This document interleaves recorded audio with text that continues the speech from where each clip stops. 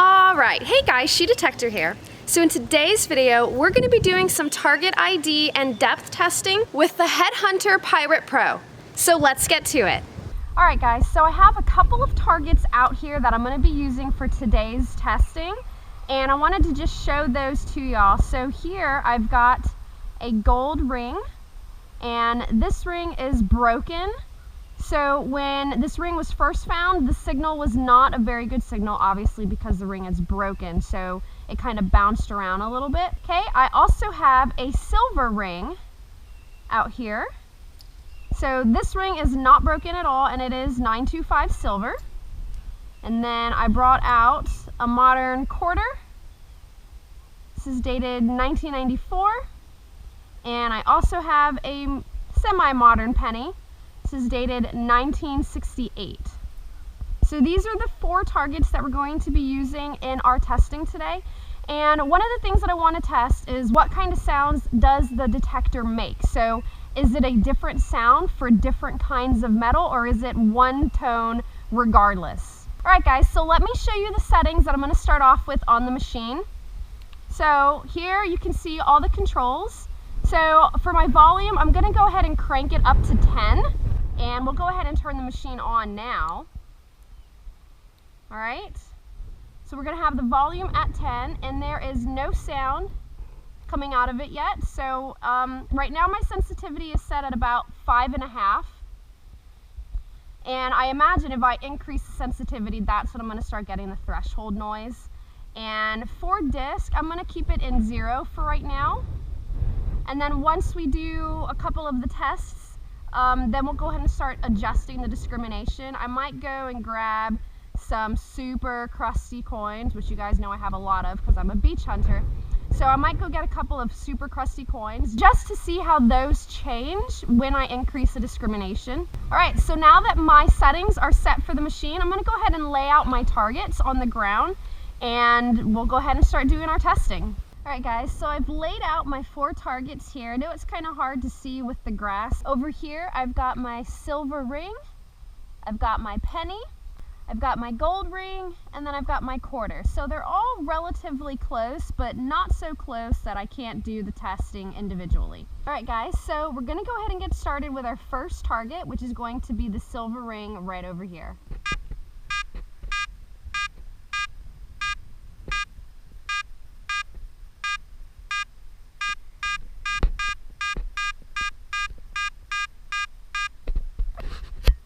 Alright guys, so that was the silver ring, so now we'll move over to the penny, which is right here.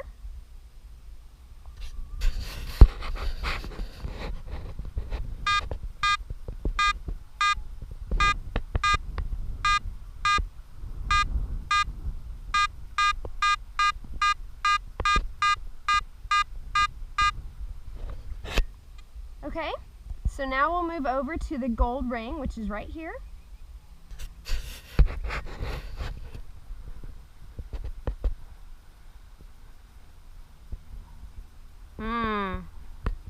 Alright, so that's really curious. Now, the first thing I think of is my sensitivity is too low to pick up that gold ring, especially probably because it's cracked and it's not a complete or an unbroken gold ring.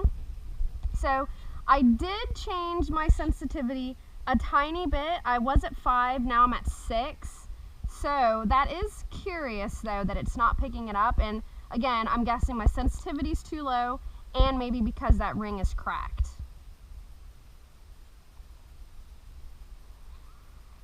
All right, so let's go ahead and move on to the quarter. This is our last target right here.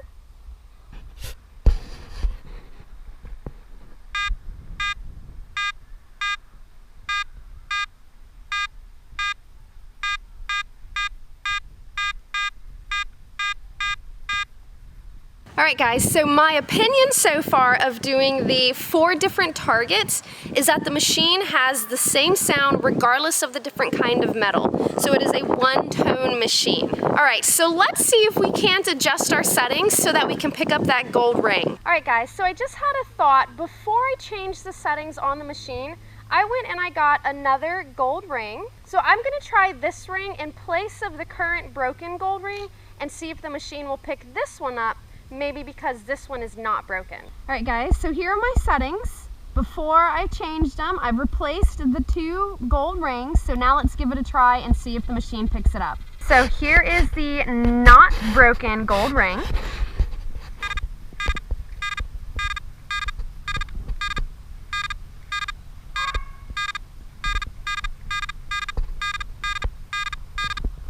All right, so I went ahead and I kept the broken ring here on the ground, so let's swing over it right now.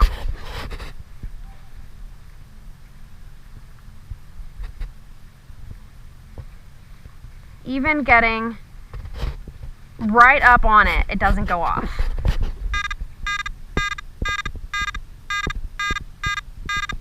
All right guys, so I'm glad I did that test, honestly, because I was just thinking, I'll just change my settings. Gold can generally be kind of difficult for some machines to pick up. But then I was thinking, let me go get another gold ring. And so again, here is the gold ring that I replaced the broken one with right here. And then here is the broken ring. This is the ring that we found, well, this is the ring that Detector found right over there by our tree in our backyard. It's really interesting that the difference between it being broken and not broken is the difference on whether or not the machine will pick it up. So now we can try and adjust our settings to see if it's able to pick up the broken one, or who knows, maybe because it's broken, it just won't be able to pick it up. I don't know. It's an interesting test for us to try though. All right guys, so let's go ahead and increase our sensitivity here on the machine. So I generally don't like having the sensitivity too crazy high because then it's going to start picking up minerals and stuff in the ground. So let's go ahead and bump it up. Let's go to 7. We were at about 5.5, so let's go to 7. So now you can hear it making noise. As you can hear, it's making a very pulsing-like sound. There, you can hear that. So now, let's see if we can adjust either our disc or our volume to try and get rid of that sound. So I'm pretty positive that sound we're hearing is the threshold, which as you increase your sensitivity, you're probably going to get more of your threshold sound. So let's see, well, we cranked it up to 7. Let's see if we can get that gold ring.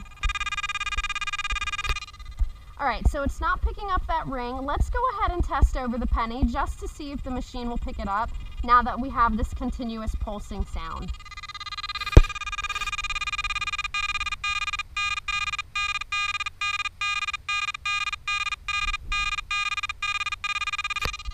All right, so that pretty much confirms my suspicion that the pulsing sound we're hearing is in fact the threshold. So let's see, I'm going to start with volume first. All right, so our volume is at about 6.5 and there's no longer any sound. Okay, so now let's go back over our gold ring.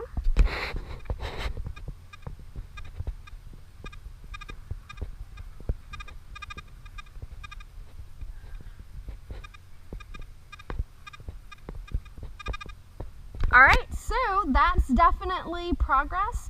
I'm definitely picking up a little bit of a sound now that we've increased our sensitivity to 7 and we reduced our volume to 6.5.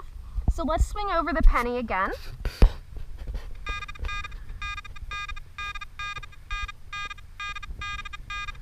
All right, beautiful. Let's go ahead and go over the not broken gold ring.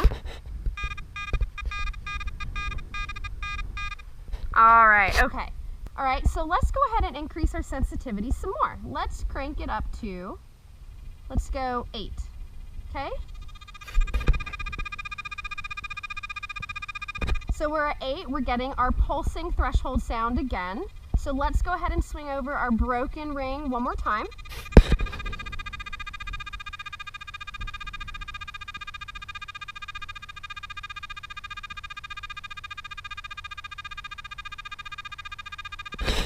All right, so that one I wasn't able to distinguish any kind of, I mean, maybe a change here and there in the threshold, but not really. Let's go over the penny.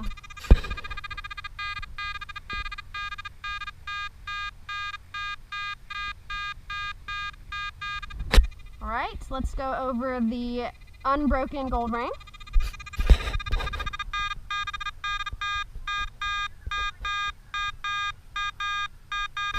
All right, so now let's go ahead and try adjusting our volume one more time.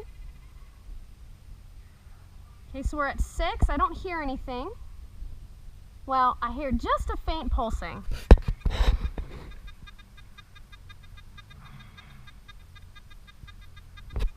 Okay, let's lower it just a bit more. Let's go to 5.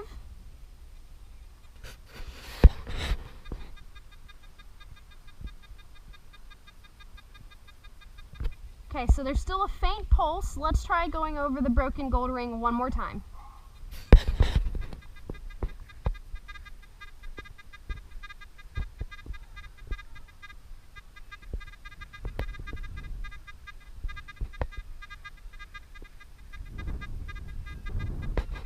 Okay, let's go over the penny.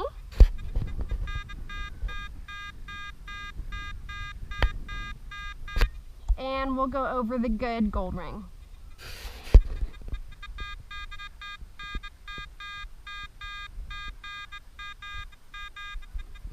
All right, guys, so that was a really interesting little experiment that we just did. So by increasing our sensitivity, we were starting to get our threshold sound, even just having the machine just being on. Not necessarily because it was picking up anything in the air or in the ground. I mean, I'm in my backyard, I'm not near any kind of power lines or anything. So increasing the sensitivity was increasing our threshold sound. But if we reduced our volume, it lowered the threshold sound to a point where we could not really hear it anymore. I put it at 5, and I'll show the settings to you guys here. So this is the settings that we just last saw swinging over the broken gold ring and the good gold ring, and also the penny, just to make sure that our machine was still operating properly. But without even touching the disc or the discrimination, we were able to adjust our settings in such a way that we could increase our sensitivity without really losing functionality. All right, so generally when I hunt, I don't generally like hunting with a threshold sound.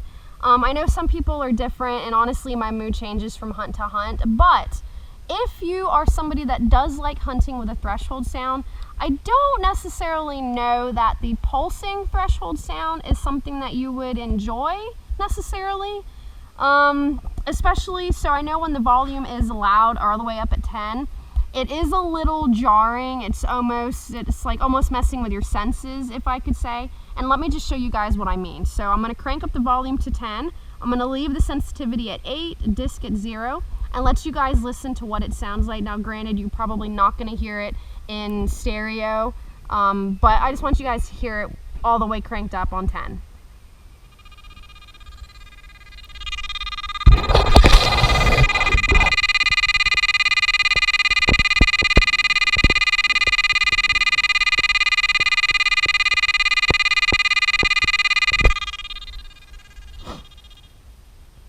All right, so normally the threshold sounds that I've heard before are just one constant continuous tone, not necessarily pulsing like this.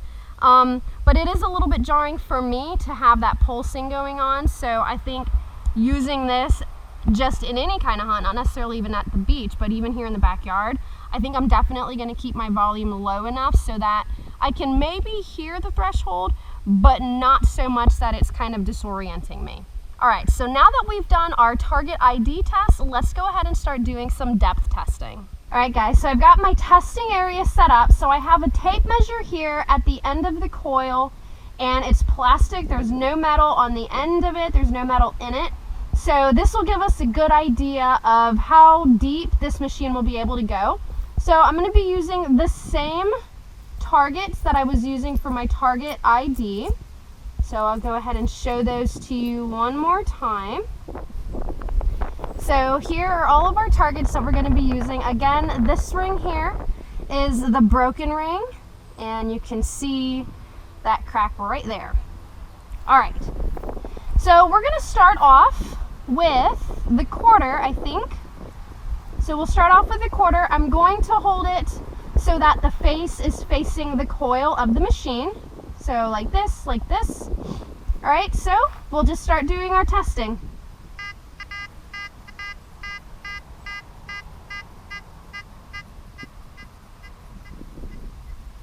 So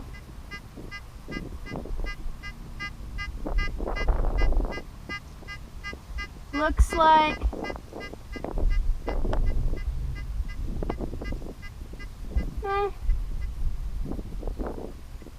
about 6 inches or so is about as deep as the machine will go.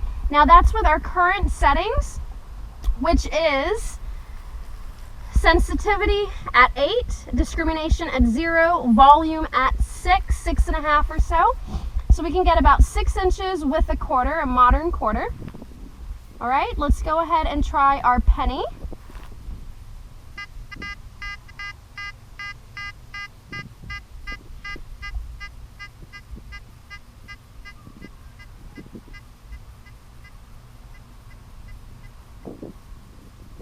All right, so I feel about 5.5, 6 inches or so for our penny. Okay, let's try our silver ring. Now for the ring, I'll try this a couple of different ways. I'll try it first like this, and then I'll try it like this. So we'll go ahead and try it with the hole facing the coil.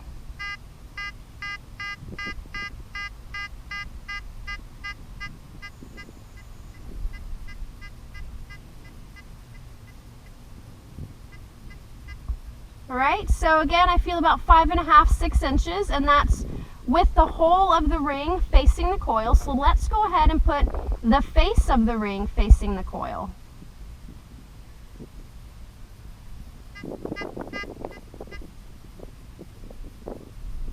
Ooh, that's a lot less.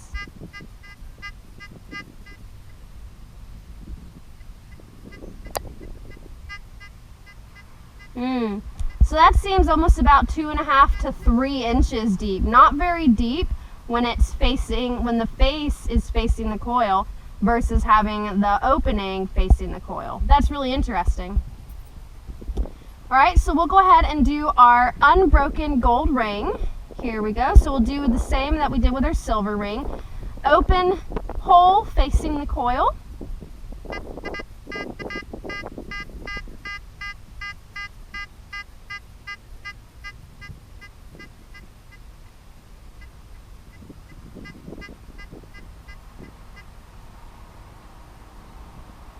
So I feel right about 5 inches with the hole facing the coil. So let's do the face of the ring facing the coil now.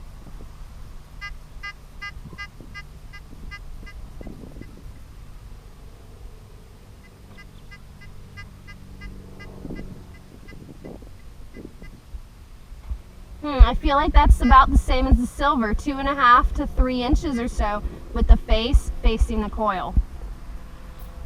All right, so here is our last ring. Now this is our broken gold ring. We'll do it the same as the other two, starting with the hole facing the coil.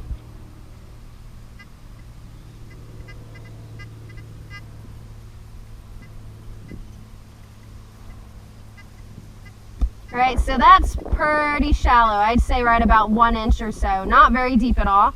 So now we'll try doing the face of the ring facing the coil.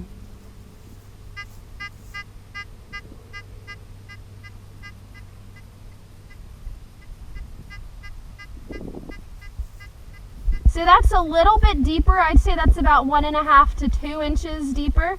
So having the face facing the coil compared to the hole facing the coil for our broken ring gives us almost twice the depth that it did. But it's really interesting just because it's broken, how different it is compared to a non-broken ring. All right, guys, so that was a really interesting depth test that we just did. I feel like when it comes to the settings and the different targets, increasing the sensitivity obviously will allow you to go a little bit deeper, but it will also start picking up the minerals in the ground, things like that. But reducing the volume definitely helps, for me anyways, in getting rid of that threshold sound and really being able to focus on the actual sound of a target.